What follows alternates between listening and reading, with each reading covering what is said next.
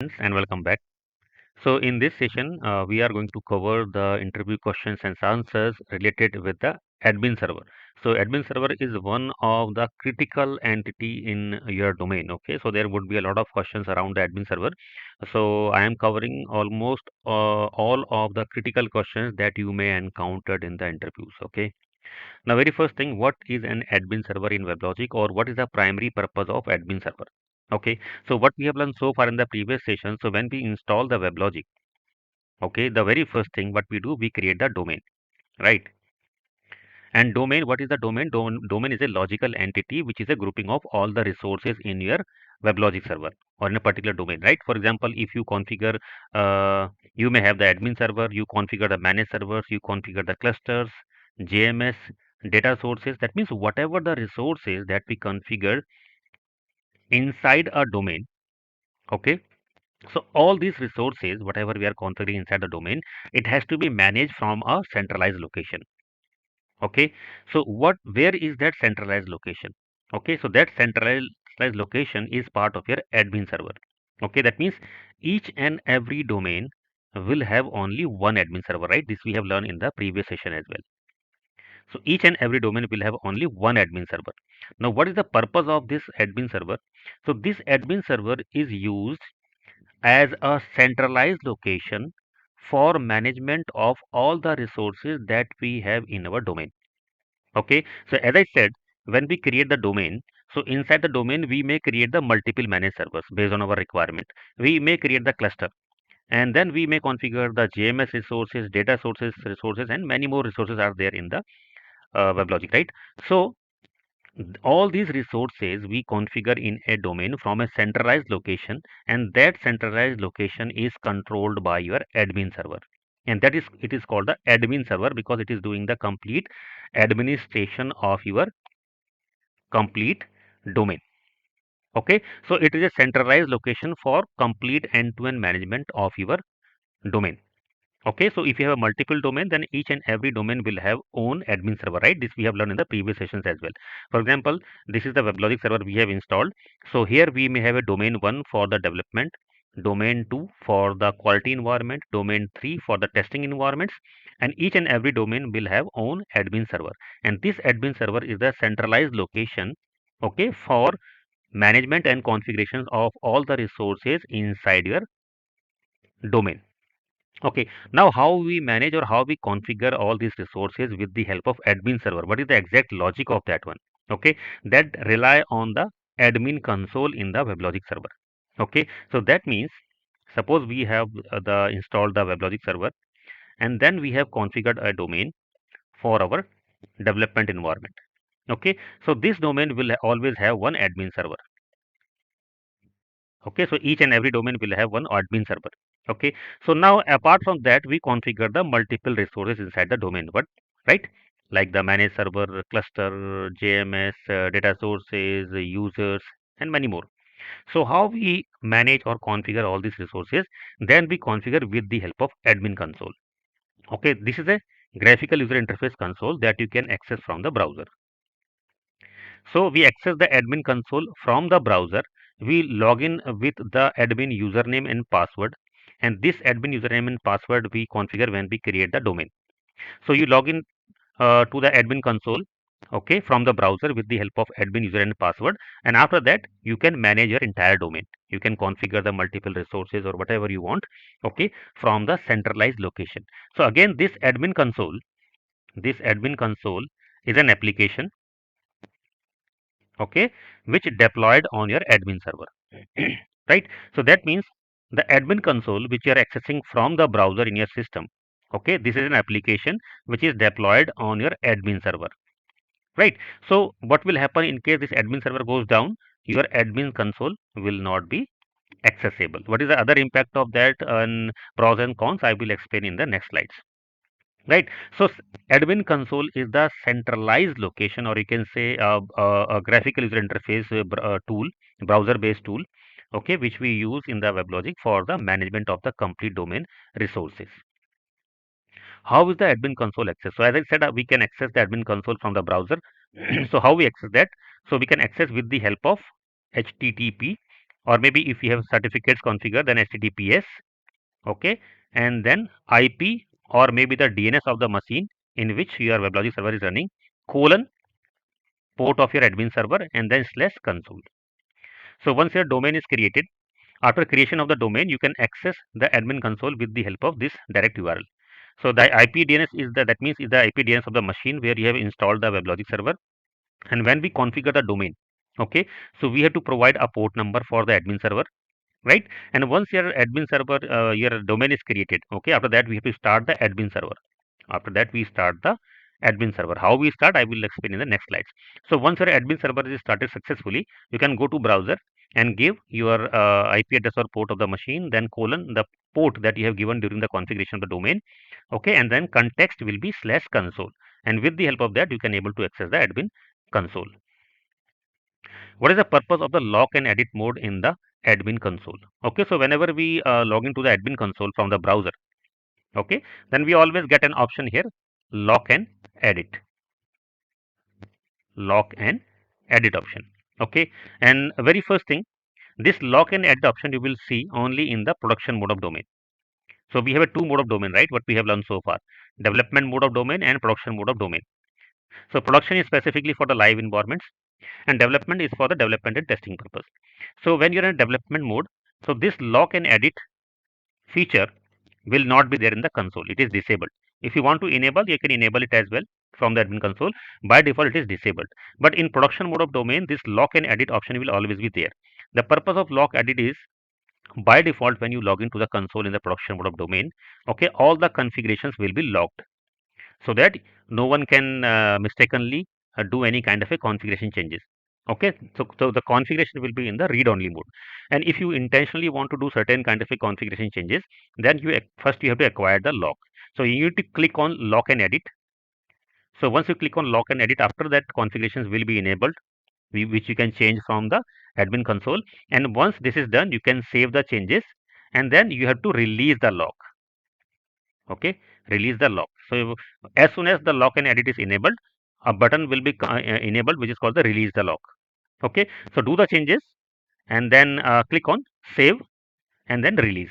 So specifically this lock and edit uh, to save the configuration of your domain to avoid any kind of a manual mistakes.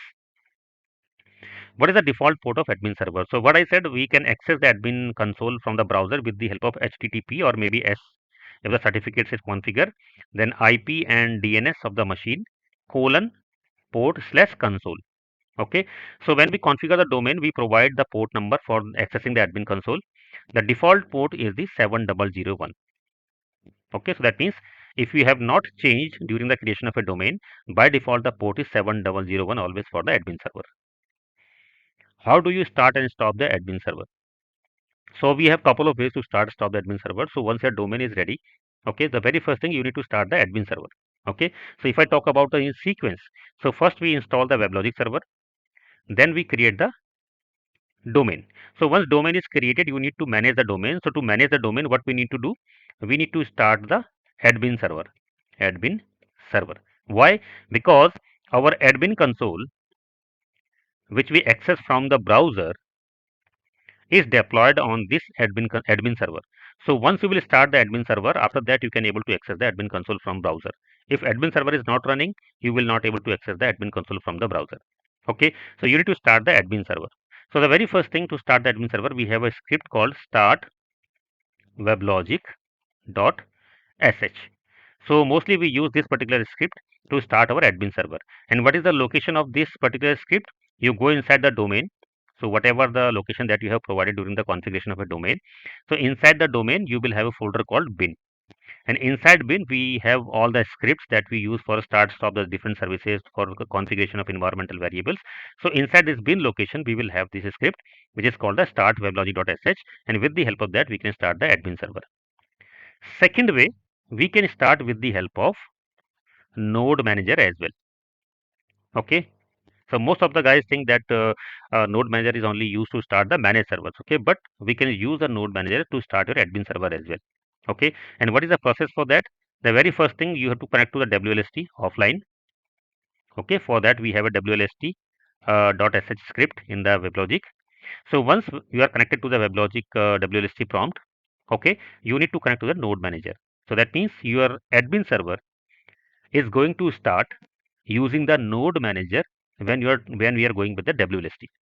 So for that you need to provide the command nm connect. Okay, there are certain arguments that need to be passed here. So with the help of nm connect, you will connect with the node manager, and after that you can start the admin server with the help of nm start command. Nm start, and then you can give the name of whatever the name of your admin server. Okay, so this is a sequence to start your admin server with the help of WST using the node manager. So first, using the start weblogic.sh script. Second, go to connect to WLST, connect to your node manager with the help of nm connect, and then with the help of nm start, we can start the admin server. So these are the two different ways. How can the admin server process be terminated manually? That means how you can kill the process admin server. So multiple time it has happened that admin server is slow, you are not able to access the console. Okay, so you need to know some process how you can terminate the manually. Okay, how to stop the process, or you can say how to terminate the manually. Okay, so to stop the graceful, okay, again we have a script called stop weblogic.sh. Okay, so just like we have a start weblogic .sh to start the service, we have a stop weblogic.sh to stop the admin server. Location again is same inside the domain, go inside the bin folder. So here you will have a script. So this will gracefully shut down your admin server. Okay, but many time it is happened that you will not able to stop your admin server gracefully, and you need to terminate the process. You need to kill the process. Okay, so for that we have the kill command, which is an OS level command, Linux based command. Okay, Unix based. So the command is kill -9 and then PID of your admin server. -9 is the argument to kill the PID of admin server. Now, what is the PID? So, whenever we start any of the services like the admin server, manage server, okay, it has a corresponding process ID in the operating system. So, that process ID we need to identify, and that we need to specify here. And how to check the process ID is very straightforward. We can run the command ps-ef, and then you can grab the process of your admin server. So, grab -I to ignore the case, and then you can give the name of your server. So default server name is admin server. Okay, so if you have changed the name of admin server during the creation of a domain, so make sure to specify the correct name here. Okay, so with the help of this command, you will get the PID of your admin server. Suppose that PID you get 27721. So you can kill the process with the help of kill -97721. So by this way, you can terminate the process of your admin server. What is boot.properties file, and how does the admin server use it to obtain the username and password during startup? Okay, so when we configure the domain, okay, so we have to provide a username and password, right? So this will be your admin username and password. So when we access the admin console from the browser, it asks you for the username and password, and here we specify the same what we have given during the configuration of domain, right? Now after that, we suppose you have created a domain. Okay, now you are going to start your admin server. Start admin server. Okay, and suppose you have given the command start weblogic.sh. Okay, so at that time, now depend on domain, if you are in a development mode, if you are in a production mode. Okay, if you are in a production mode, okay, then during starting of your admin server, it will prompt you for provide the username and password at the command prompt. As soon as you will fire this particular script, it is going to prompt you and provide the username and password. So you need to enter manually the username, for example, WebLogic and WebLogic123, whatever you have used, and then it will start the admin server.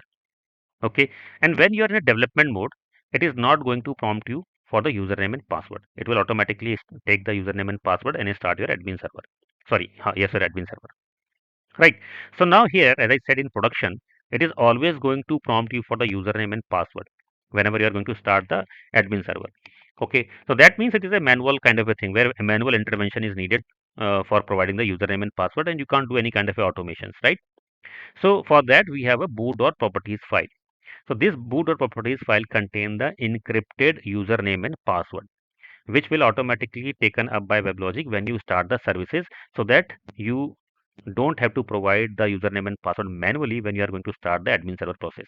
Or in fact, it is applicable for managed server as well, this file.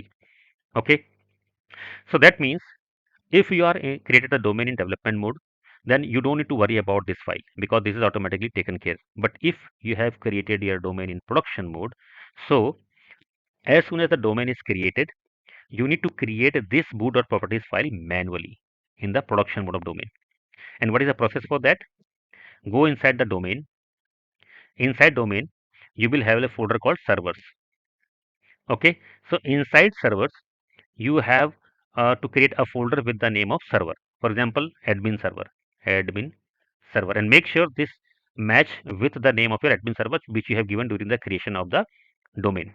Okay, and inside this particular server, which is with the name of admin server, create a folder security, and inside security create a file boot.properties, and in this boot.properties file you have to specify username equal to whatever the username that you have selected during creation domain creation, and then password equal to whatever the password that you have given. Okay, so this is the entry you have to create in the boot.properties file, and this is the location where you need to create this one. So you have to create this folder manually. Okay, and then when you are going to start your admin server, it will automatically read this file and start the admin server for you without prompting the username and password. And during the first startup, this content will be automatically encrypted. It will not be in the open text form that like you will create this file first time. Okay, and apart from that, the second thing, suppose that after creating the domain, you have ran the command start weblogic.sh, and you have provided the username and password at the prompt, just to ensure that whether the admin server is coming or not. So during the first restart of admin server, this admin server folder will directly will be created automatically. So that means whenever we start the server first time, whether it is admin server or managed server, there is a corresponding directory automatically created inside the servers folder. Domain के अंदर inside the domain servers folder. Okay, so if you have started the server, so you don't need to create this file manually. You just need to create the folder security inside the admin server and then this file. But if you have just created the domain and if you have not started the WebLogic server, so you need to create this directory from scratch. The name of your admin server, inside that a security folder, and then boot.properties file. Okay, so by this way, your admin server is not going to prompt you for the username and password again and again. It will automatically take this from this particular file, which is automatically encrypted during the first restart. Can the admin server be start using WST? Yes, I have already explained this one. You need to connect to the WLST. Okay, for that we have a WLST.sh script, and then you need to connect with the node manager. For that you need to connect with the node manager using the nm connect command, and before that you have to make sure your node manager is up and running, and for that we have a script start node manager dot sh, and what is the location? Again inside your domain and then bin. So start your node manager, then come here and give the command nm connect. So here we need to provide certain arguments, and once you are connected to the node manager, then you can use the command nm start and then provide the admin server name, and with the help of that you can start your admin server with the help of WLST. Okay, is it possible to have more than one admin server within a single domain? No, each and every domain will have only one admin server. Your domain cannot have more than one admin server. Okay, only one admin server. What is the impact if the admin server goes down? Now this is a very important question. What is the impact if admin server goes down? So what we have learned so far in a WebLogic, when we create the domain, this domain have one admin server, right? And what is the purpose of this admin server? What we have learned, this admin server contain an admin console, and this admin console we access with the help of browser, and we do the management of your domain, right? Creation of a resources, deletion of the resources. So we do every management from this admin console. Okay, so what will happen if the admin server goes down? So if admin server goes down, you will not able to access the admin console. And if you are not able to access the admin console, you can't do any kind of a management of your domain, right? You cannot create the resources, you cannot delete the resources, you can't access the admin console, so you cannot do any kind of a management work because the admin console is not accessible. Okay, the other important point is no impact on applications which we have deployed in the WebLogic. Okay, why no impact on applications? Because we do not deploy the application on the admin server. Okay, admin server, we do not deploy the application. We deploy the applications on the managed server. So this I will clarify in the next session in detail again, where we will cover the managed server questions. Okay, so as of now you understand, only thing is that whenever you get a code file, for example var file, year file, okay, for the deployment in the WebLogic server, and when we deploy the applications, we do not deploy it on admin server. Okay, we deploy on the managed server, and that's why when managed server goes down, the impact is you will not able to access the admin console.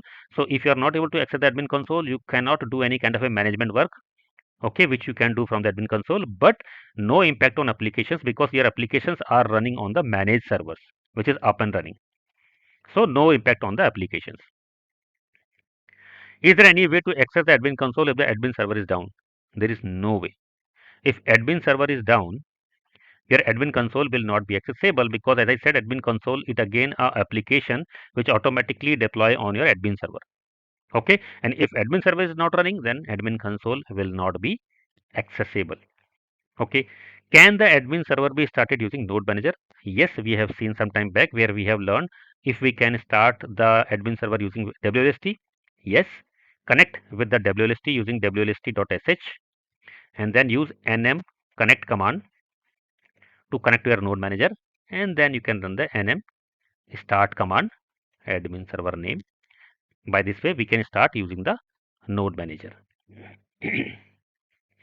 Can applications be deployed on the admin server? What are the pros and cons? Right. So what I said some time back, we do not deploy the applications on the admin server, right? Because we always deploy the applications on only on the managed servers. The reason is that admin server is only created for the centralized management, where automatically it deploy the admin console, right? We know that admin console application is deployed on the admin server, which we can access from the browser for the management of your complete domain, right? So this admin server is specifically designed for the management interface, which deployed automatically on the admin server. So it is not recommended to deploy any application on the admin server, and again it will be a single point of failure. If you are deploying the application on admin servers, if this server get crashed, your complete application will be inaccessible. Okay, that is again the second reason. What are the pros and cons? As I said, if you deploy the application here on the admin server, and if the server get crashed, which is a single point of failure, so your applications will not be accessible. Okay, now what are the pros? What are the plus point? Plus point is said, for example, if you are in a non-production environment, non-production, for example, you are in a development environment, quality environment, testing environment, or maybe you are you are doing something for learning purpose. Okay, so in this case, when you are doing development, testing, or learning purpose, you can deploy your application on the admin server, because this is server support the deployment as well. Okay, what we are saying, it is not recommended to deploy application on admin server, and we actually do not deploy this applications on admin server. This is for the default functionalities, but there is no foundation. If you want, you can deploy your application on admin server as well. And mostly if you are in a non-production or some working on some learning and development testing purpose on your local system, so where you are doing deploying some application for some testing, you can deploy it on admin server. So it is going to save the resources of your system, right? Because if you are going to create the managed server, and when you are going to start the managed server, so you need to provide the heap size, RAM for that one. It will take the CPU as well, right? It will be a separate process. So your admin server is running, and again you are going to create the managed server, and then you are going to deploy the application on managed server just for the your learning and demo purpose. So that is not even not required. If you are testing your application, if you are testing some functionality of your application, you can directly deploy the application on managed server. You don't need to create or start managed server. You can save the resources of your system, but you will hardly see these practices. Okay, practically.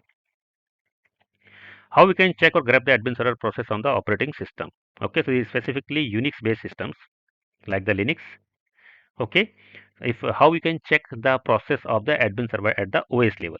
So for that we can use the ps-ef command, which is the Linux based system command, to check the process, and then you can grab some text which is specifically related with the admin server process. For example, the name of your admin server.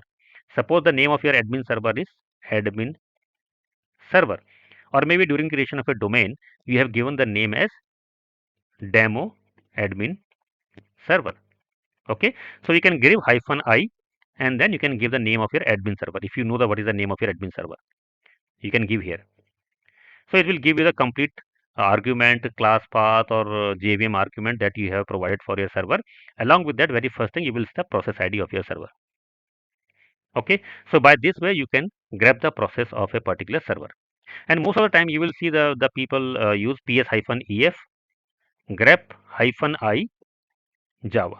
So Java means whatever the process that has been started in your system with the help of Java. So it is going to list all the process. For example, if you have one admin server is running there, you have 4 managed servers are running there, you have a node manager is running there, and you may have some more other custom processes which is deployed on your some JVM using the Java. So if you run this command ps-ef grep-i Java, so it is going to list all the processes, all the process here, right? Because everyone is using the Java. To grab a specific process, like as I said, to grab the process of admin server, you can specify the name of the admin server here. Okay. How we ensure the high availability of admin server? So now what I said, every domain has only one admin server. So that means this is a single point of failure. If your admin server is crash, you will not able to access your admin console. If you are not able to access the admin console, you cannot do any kind of a management work. Okay, like the configuration changes, deployment of application, deletion of any resources, you cannot do any kind of a things. So we need to ensure how the high availability of this admin server as well. Okay, so how we can ensure the high availability of the admin server? Okay, so there are certain kind of a workaround for that when we talk about the high availability of the admin server. So what actually we do? For example, let me talk about the clustering. Clustering in the sense horizontal clustering, where we have two nodes. So this is my VM1 and this is my VM2. Okay. So now when we configure the domain here, okay. So what we do basically, we create the admin server domain in a shared folder, shared drive. For example, NFS. So this will be a shared folder between your different machines in the cluster. So here we have two nodes, node 1 and node 2, virtual machine 1, virtual machine 2. So we will create the admin domain in the shared location,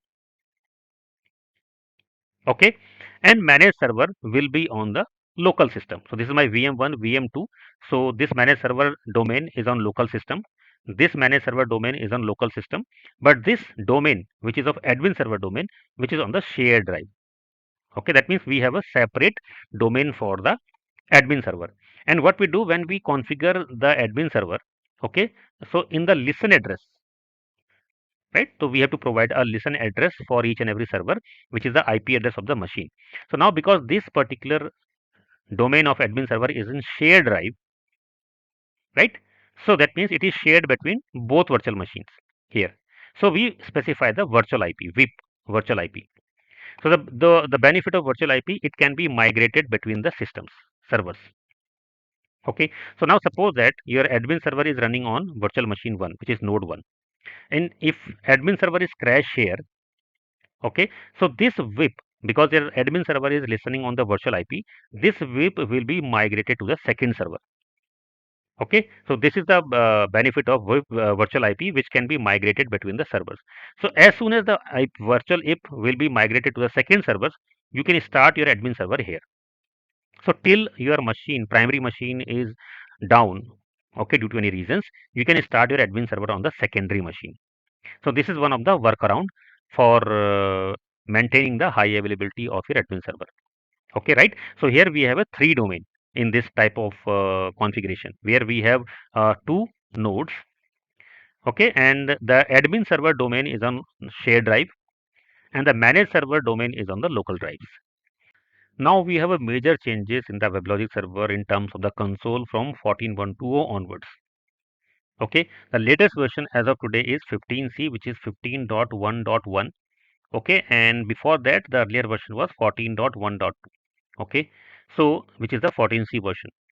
And if I talk about the previous version, the previous versions were 14.1.1, 12.2.1.4, 12.2.1.3, 12.2.1.2, and something like that one. Okay, so from 14.1.2.0 onwards, the version 14.1.2 onwards, the traditional admin console, the traditional admin console, is completely depreciated. Okay, that means whatever the admin console you have been seeing till the 14.1.1 version will not be available now, which is replaced with the remote console. Okay, so this remote console is other open source tool from the Oracle, okay, which you use to access the admin console of your WebLogic server. Okay, so this remote console, it is a client type of a tool. It has a different versions, client tool, which you can download in your local system as an exe file. If you're on a Windows, you can install it. Okay, and once it is installed, you can open it and you can connect to the admin server. Second thing, you can deploy it in the hosted mode as well. Okay, so you will have a separate console var file, and this console var file need to deploy on your admin server. Admin server. Okay, so what is the important thing what we are learning here? From 14.1.2 onwards, the traditional admin console has been depreciated and it is completely replaced with the remote console tool. So how can the remote console can be accessed, and what are the different ways to deploy, install and access the WebLogic console in version 14.1.2? So that means when we say the remote console tool, so we have a different option for accessing the remote console tool and for the deployment. The very first thing what I said, you can use it as a client tool. Client tool, that means download in your local system, install, open and register your domain or register your admin console. Admin console. Right. Second thing, suppose that there are a lot of organizations where the admin rights are completely banned, right? Users cannot download or install anything on the local system, specifically in the some banking or finance related organizations. So this option is not available, right? They can't access the admin console. So for that, they have a hosted admin console option. Hosted admin console, or you can say hosted remote console option. So for that, there is a console var file is provided by the Oracle. Once you have created your domain and you have admins, your server is started. Okay, so you have the option, you can deploy this console.var file. Okay, there is a WLST script provided by the by the Oracle. Okay, which you can run. Okay, and this console.var file will automatically deploy on your admin server internally. And once this is deployed, then you can simply from the browser access the admin console. Okay, and when you access from the browser, okay, the look and feel or the features all exactly same what we have in the client tool. That means still you are accessing it from the browser, but it will not be like the traditional admin console which we have till 14.1.1. Okay, it will be completely the copy of the client tool. Only difference is that client tool we access with the help of a separate client tool that we download and install in our local system, and the hosted base is deployed in your admin server, but everything look and feels and features, everything will be same. There is no difference in terms of that. So these are the two ways that we can use for the accessing your remote console. So what is the purpose of console extension var file? So now apart from this accessing the application using the remote console, okay, where I said you have a console.var file which we can deploy in the hosted mode, right? So apart from that, we have one more var file which is the console extension var file.